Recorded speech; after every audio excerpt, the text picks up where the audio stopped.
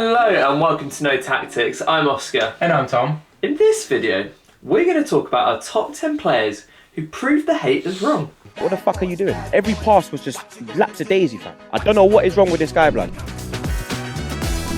Number 10 is Kai Havertz. Now, I was actually one of the many Arsenal fans thinking, why have we signed this lanky German? He actually was quite unpopular at Chelsea, even though he won them the Champions League. No, he kind of languished there, and they ultimately sold him to Arsenal. And I thought he was going to be the Granit Xhaka replacement because Arteta was playing him in the 8 role. But again, he just looked a bit anonymous in that midfield, and he kind of, again, just looked a bit lost. And what did he do, Arteta? He actually put him up front. What the fuck? And come the turn of the year, he was scoring for fun. Okay. And, you know, fair enough, he was actually part of that title charge, which we did not win. Wait a minute! Who are you? But you could see, actually, he really brings the team together. He's a really good link up with Saka too. And I don't know whether we need a new striker or not. That remains to be seen this season. But I will say, he proved the haters wrong. Shit, I don't even know. Like, I can't even tell you that. Number 9, we have Victor Moses. Now, Tom, how many years was Victor at Chelsea? 3 or 4? He was there for 9 years. Now, to be fair, he had stints at Stoke, Liverpool, West Ham, and he was probably thinking to himself when he was sat there on a cold, rainy Tuesday night in Stoke, where's my Chelsea career going? Who am I? And one man changed his life.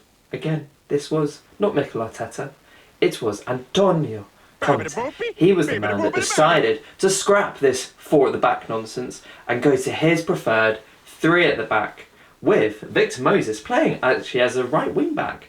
Now, I think at the time everyone was thinking, what the hell was going on here? Ah, shit! Here you go again. He won the title. That was easy. And he proved the haters wrong. Got himself a move to Inter Milan. I think he even reunited with Conte once again. And I think, you know what, fair play Victor Moses. You've proved us all wrong. Let's go on to number 8. Who have we got for number 8, Tom? Number 8 is a player that I don't think people would expect to be in this list. Mohamed Salah. What the fuck? Ooh. Because there was a small stint of his career at Chelsea. Yeah. You'd kind of forget about it because it was a very short stint. He was absolutely in the league for FC Basel. And at that time, a lot of the European giants were looking into him. But obviously, Chelsea being the formidable youth player sort of building team, they got Mohamed Salah through the door at the same time that De Bruyne came through the door. A lot of these youth players came through the door, really looked like they were going to make something with Chelsea. But unfortunately, they didn't. Inshallah. Mohamed Salah had a underwhelming approach at Chelsea, where he was given not much time. I think one of the most underwhelming games you'd remember him playing for Chelsea is a game where he got substituted against Shrewsbury. Nasty way to go. And that was pretty much writing on the wall for Mohamed Salah. He, from there, got a loan over to Fiorentina, and it was a 12-month loan where he could get purchased at the end of the 12th month. He didn't last the 12 months. He was only there for 6 months and said, I will not go back. I'm going back to the fucking game. From there, he got a move to Roma, and that's where his career really started. He absolutely destroyed Serie A, and he then had a little knock on the door from a little known team called Liverpool. Never heard of him.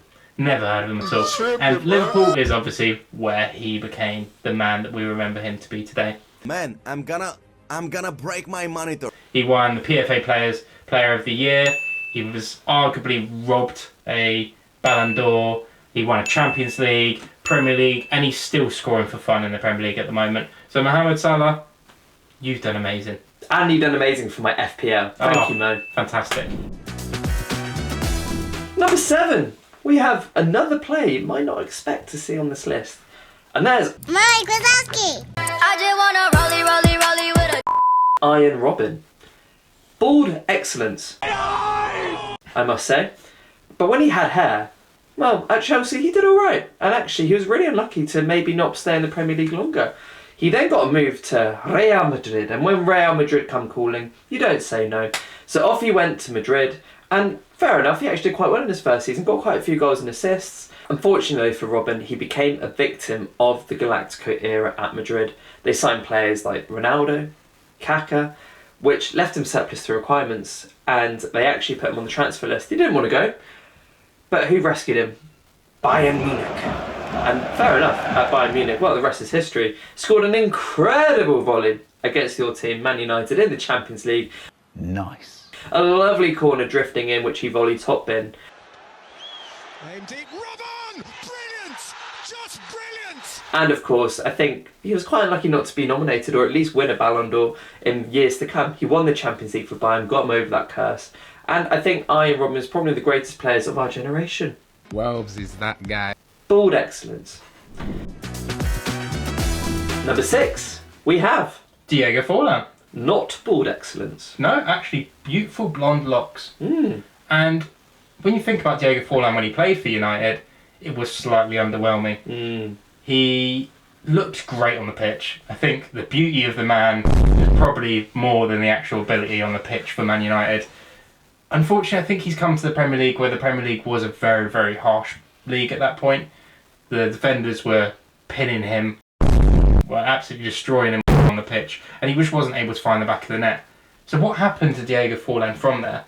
Well, he moved to Villarreal, and obviously going to Spain, he just took off. He absolutely made a difference in La Liga, becoming La Liga's top goal scorer. And he did actually win the Golden Ball in the World Cup in 2010 and did bring some amazing moments to the Uruguay national team as well as everyone else at home. So thank you so much, Diego Forlan.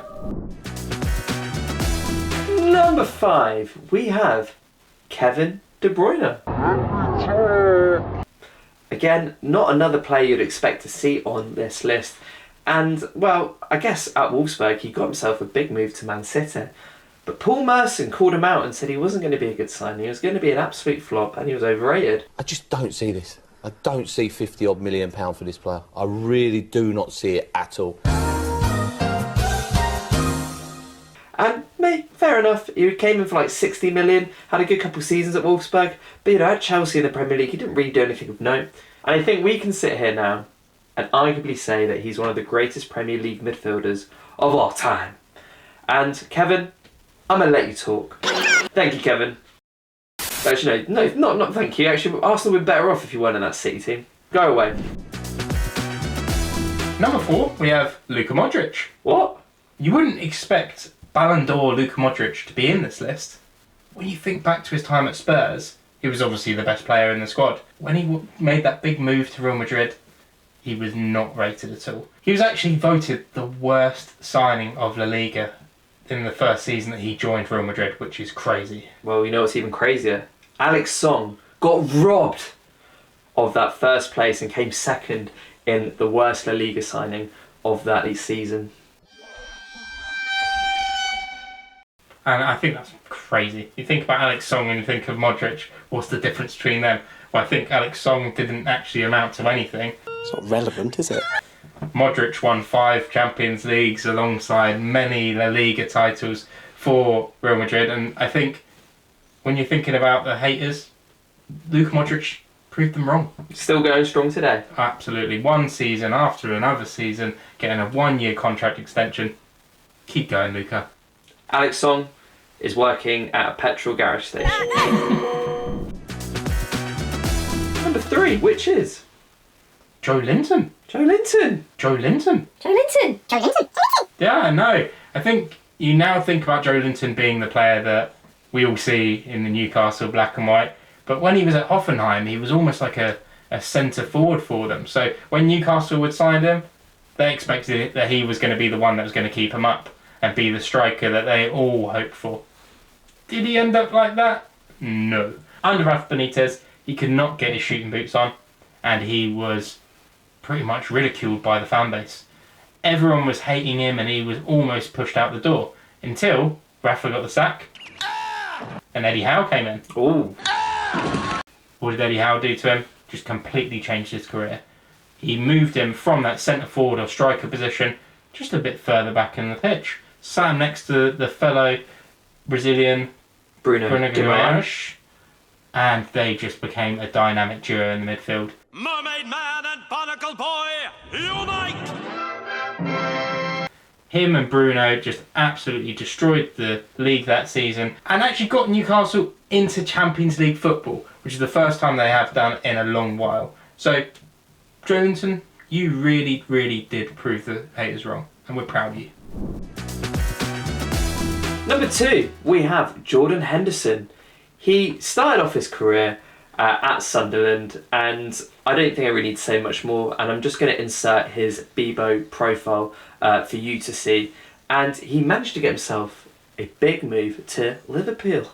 Now, in his first season, under Brendan Rodgers, didn't really impress. And actually, the following season, Brendan Rodgers was willing to actually get rid of him and sell him to Fulham. Jordan said, no, I'm going to prove you wrong, Brendan, and I'm going to stay here and fight for my place. And that he did. And he was part of the team that pushed for the title that season when Gerrard slipped. Now, some of you might be forgetting this though. Gerrard slipping, lost the title, or that Cristambull game where they, capitulated and drew 3-3. Everyone's going to forget this moment. But actually, Jordan Henderson, a few games beforehand, got himself a red card against Man City, which they did win. Yeah. So he was suspended for those 2 games where they capitulated. Now, in an alternate universe, perhaps had he played those games, they wouldn't have crumbled and slipped like they did. So Jordan Henderson went on that season and proved the haters wrong because Jurgen Klopp was the man to decide that this guy's going to be my captain. And that he was. He won them the Prem, the Champions League, and many Liverpool hearts. And he proved the haters wrong because he became one of Liverpool's greatest captains in their history. Number 1 in our top 10 players who proved the haters wrong. There's only one man. Who is it? Granit Xhaka. Now, I think Granit Xhaka proved us all wrong really, because when he came in at Arsenal, he looked like a decent midfielder, plying his trade for the Swiss national team. No son of mine is going to be a chocolatier. And we bought him from Mönchengladbach in Germany. And at the time, we actually rejected the chance to sign N'Golo Kante and sign Granit Xhaka instead, which I still have sleepless nights about. However, going back to it, he was known for just getting red cards and scoring the occasional long screaming banger. But I think Arsenal fans got tired of that. And unless you're betting on him to get a yellow card, he wouldn't really do much else. No. He then, one game, infamously, got substituted off the pitch, and Arsenal fans were booing and jeering his name as he exited the pitch. He then bit back and threw off the shirt, threw off the captain's armband, and was never to be seen again until one man came in, Mikel Arteta. He had his bags packed, ready to leave, to fly back to Germany to find a new club, but he looked into Mikel Arteta's eyes and changed his mind, like we all would. Eyes. Beautiful hair as well. And Mikel Arteta took his passport, ripped it up, and told him, I need you. And that he did, stay. He then won back the trust of the Arsenal fans as time progressed. And then on his last game, before he left Arsenal a few seasons later, when he was part of that team that didn't win the title, he got himself a chant. Fight and win! And that was a full circle moment. And for me, he proved all the haters wrong. And that is our top 10 players who proved the haters wrong. Let us know in the comments below, did we get it wrong? Is there any other players that we should have mentioned? I've been Oscar. And I've been Tom. And we've been No Tactics. Thank you very much.